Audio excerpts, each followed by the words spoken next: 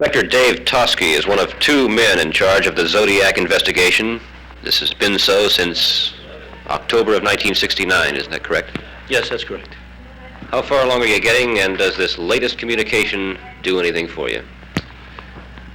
This latest communication from the man that calls himself Zodiac appears to be from our suspect. Our handwriting expert in Sacramento says that the writings are very consistent with writings in the past. And we are going under the assumption that it is a communication from the man known as Zodiac. What are you doing about it? What can you do? At the present time, my partner and I are being literally swamped at our desk with communications from the entire Bay Area and from law enforcement agencies and well-meaning citizens who feel that they might have some clues or information pertaining to this killer. It's been determined that the picture is of a place called Forest Pines. It's a condominium village under development. Actually, there are only 4 homes that have been built there so far, which are kind of model homes. So the picture, which is an artist's rendition, really has no meaning. The fact that he discusses a pass, the word pass, would indicate possibly something like Donner Pass. And the Sierra Club has various, one main lodge and several huts that are used by hikers in the High Sierra area. So it's possible that what he's really referring to, rather than the Forest Pine Village, was some Sierra Club location up there. Finding one psychopath in this city could be a tall order. This latest communication from the killer who calls himself Zodiac adds very little substantially to the case, except that he may be a conservationist. Ed Leslie, News 13, San Francisco. The limit of my knowledge about the girl at Lake Tahoe, and we discussed that at the time that we were talking during the investigation of Benelli, is that she was a nurse, that she got off duty at a casino up there, and ostensibly that's the last time anybody saw her. And the similarity between that and Judith Akari is that Miss Akari was a nurse, and within reason she got off duty. She was followed by a fellow employee to a certain location, and she was never seen again. I understand there was also a similarity in the way the parked cars were found. Now, the car in the girl in Lake Tahoe was apparently found, and I just learned that today, it was apparently found in her parking stall in front of her apartment or her cabin or wherever her place of residence was. And Miss Akari's automobile was found in its parking spot in front of her apartment. Was killed. The 6 months later, there are other things that make me think that it's quite possibly him. And inside of these, I received a letter from an individual in Southern California pointing out the similarities. Actually, it was an anonymous letter, and I felt that there might be something to it, so I contacted the Riverside Police. They were very cooperative, gave me information on the phone, and then sent me some information, Xerox copies of certain documents. And then they included, kind of as an aside, a letter that had been received 6 months after the Riverside girl had been killed, and said, this might be of interest to you. It's signed with a Z.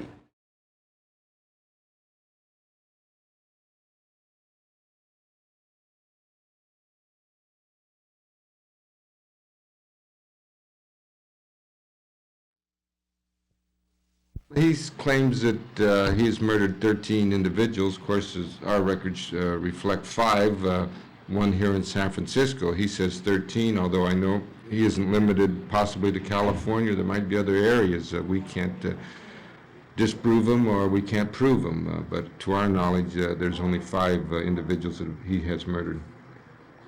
Do most of the clues in this case come from these cards and letters? Well, of course, as you know, we've got a tremendous amount of physical evidence involved in all the various cases at the time. He keeps providing with information when he writes to us and then telling us various things, but as far as clues, there's none of them that have really been that outstanding for us. He keeps referring to various things, and some of them we can prove and some of them we can't prove. So really, we can't say that he's really truthful with us. The content of the letter reads as follows. If you do not want me to have this blast, you must do two things. Tell everyone about the bus bomb and all the details. I would like to see some nice Zodiac buttons wandering about town. Everyone else has these buttons, like, and there's a peace symbol, a comma, Black Power, Melvin eats blubber, etc. Well, it would cheer me up considerably if I saw a lot of people wearing my button. Please, no nasty ones like Melvin's. Thank you. It's signed with a Zodiac symbol now. This came to the Chronicle on a greeting card on the face of which says, I hope you enjoy yourselves when I have my blast. What are you doing about the probability of a bus bomb? Since the inception of this, we've taken whatever precautions we can about this. The bomb, as he described it to us in the past, consists of a bomb planted in the street or alongside of a roadside, which would be triggered when a school bus passed by. The status of the case is just about as it was. We're getting many, many letters and telephone calls and everything. There's no specific person that we suspect at this time. Do you have any strong leads as far as possible suspects? No, we do not. We're going through all the leads that we get, and each one has turned out to be negative. But someday, one of them will turn out to be positive. That's our hope. Captain, some people have expressed the theory that since two of these murders took place in the Vallejo area, and since Lake Berryessa and San Francisco are approximately equidistant from Vallejo, some people have suggested that possibly the suspect might live in the Vallejo area. Are you pursuing this possibility? No, we're wide open on that. We're pursuing the angle that he might live anywhere. He knows the ground up in that area pretty well, but I wouldn't say that he lives there any more than I wouldn't say that he lives in San Francisco. What's the next step in this investigation now? Just to keep plugging away at it and searching out all the leads we can. News for tens of thousands of listeners this morning started in earnest at about 7:30 on KGO-TV's morning talk show. Host Jim Dunbar had as his guest today famed San Francisco attorney Melvin Belli.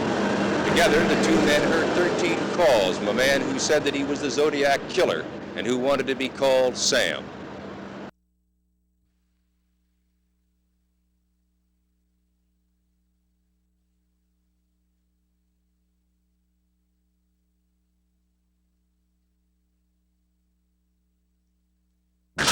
May we have a word from Mr. Hartnell?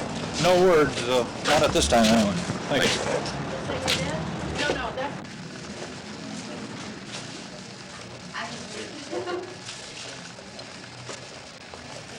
Is the power plant everything calm? Yeah, I'll just use this. This is the same voice that spoke to me just a minute ago. One your voice. I think you want to climb. They're around here. He must be outside here.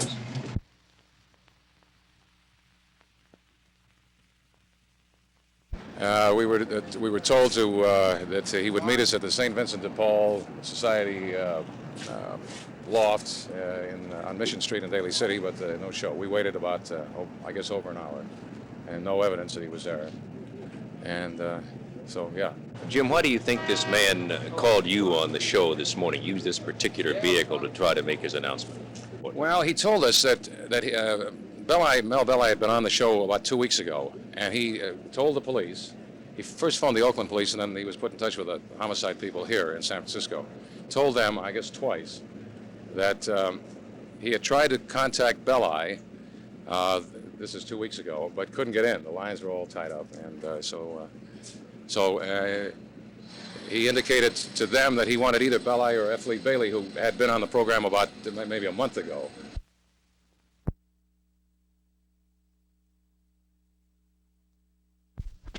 Roll.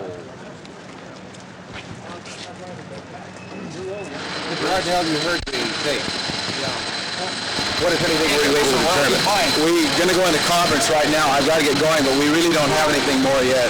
Were you able to identify the voice at all? Nothing yet, for sure. This has always been known as a city of mystery, and it seems now to have a new and real one on its hands. 5 murders, and somebody who says he committed all and will commit yet more. Bob Russell, Channel 13 News, San Francisco.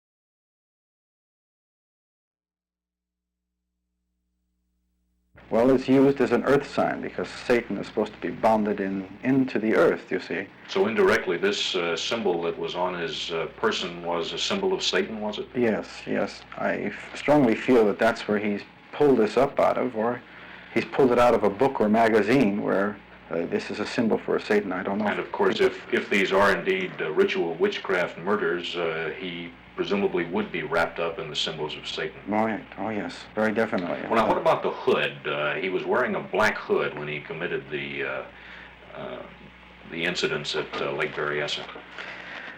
The hood is also an indication of, this is what gives us a strong indication that he is using an occult type of following of murder or ritualistic killing again. Well, in ancient times, in the commission of witchcraft murders or sacrificial murders, was a hood of this type used? Oh, yes. Oh, they still use this hood, too. Well, now, in the killings at Lake Berryessa in Napa County, the victims were tied in such a way that their feet were tied together, all 4 feet, and their bodies were aimed out in an approximate V shape. Does this fit in with witchcraft symbolism? Well, if he's following witchcraft, yes, and it depends on which direction the bodies are facing. As you see here, the star of the devil, of course, or Satan, or however they may choose to call him, the point of the star is always up in this angle here for the good star, and the devil's sign is separated into these 2 different signs here, where the fork indicating the horns. And when the ritualistic type of death is given as a sacrifice, which usually they sacrifice animals, in this day and age they've been known to be sacrificing animals, but they would take the 2 bodies and tie them together, of course, and by the feet, binding them by the foot, usually by 1 foot. And I understand it's by 2 here, but killing both of them to have them bleed, a complete purge. Well, Dr. Rossi, the killer has warned now that he hopes to strike next on the youngsters in a school bus. Would this have any symbolism in witchcraft? Again, here, a possibility that he is trying to get a virgin type killing, which is the ultimate in killing and this type thing. It would be a virgin type death, where you're killing actual virgins, and this would be a very calmatical thing even if he got caught at this particular time, as long as he's reached his goal in killing virgins or having virgins bleed.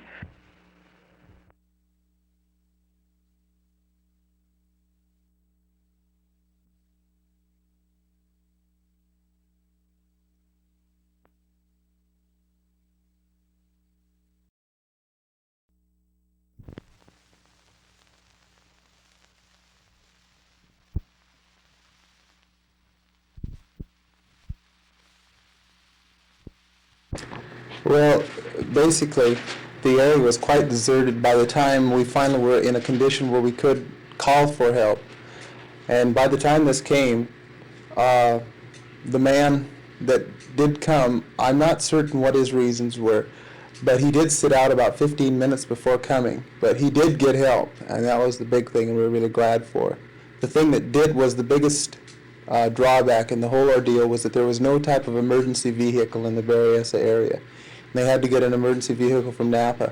If there could have been an emergency vehicle up there, I really feel that the girl's life could have been saved, because it was a good 2 hours just in ambulance time, an hour coming up and an hour back. And I think if there could have been a vehicle or some type of first aid station there, this 2 hours was really the crucial 2 hours. We talked to a number of people here in the Napa area, and others have talked to people all around this area, from Berryessa to Vallejo, and there's quite a bit of apprehension, quite a bit of fear. People are walking around looking over their shoulder for security reasons. Do you find that this is pretty much the way everybody's feeling? Well, actually, not with me. I don't really have any fear now. Before this happened, I realized, just like anybody else, there's a lot of crime in the world today. But if you are constantly thinking about it and worrying about it, you're not going to really enjoy life to the fullest. And so the same now. You just can't think about these things. You've got to think positively. This is a man who none of us really understand, and he might stop now and he might continue, but this isn't something we can think about. And I've got a optimistic attitude, and of course I'm not personally afraid of my life. They've got such tight security at this hospital, as you probably noticed coming in, that there would never be a possibility he could ever get in here. There would be more chance for the average person walking down the street as far as odds go. But I have no fear. They were approximately a quarter of a mile from the road, down near the waterfront. And they were laying out on a blanket, talking. They were schoolmates. And the subject approached them. They saw the subject come up by them. They didn't think too much about it, and the next thing they knew, the subject was upon them with a gun and demanded the keys to the car and money. The young man stated that, well, you can have my money. I've only got a few cents, 75 or 80 cents. And with this, he says, well, I'm going to tie you up. And he had the young lady tie her friend up, and then he tied the girl up and laid them face down. And with this, he proceeded to knife both of them numerous times. He made the call to the police department. He stated that he wanted to report a murder, and then he says, no, a double murder. They are at Lake Berryessa, about 2 miles north of park headquarters, and they drive a Volkswagen Carmen Ghia. And then with that, the officer asked him, well, where are you? And the subject said, I did it. And with this, the phone line, he left off the hook, went dead. And the officer asked a couple more questions, realizing that at that time that there was nobody on the other end. And with this, of course, an immediate tracer was placed on the line, and it was discovered to be a very short distance from our office. How soon did you get to the telephone after the call was made? It was still off the hook, so nobody had used it. Would you recommend any special precautions to people in the area if this is indeed a psychopathic killer? Well, yes, I would, definitely. If I was a parent or a young person, I would stay out of remote areas with your girlfriend. He seems to like couples. If it is the same person that was involved in Vallejo, I would just stay completely away from areas where you are more or less isolated and away from any assistance or aid.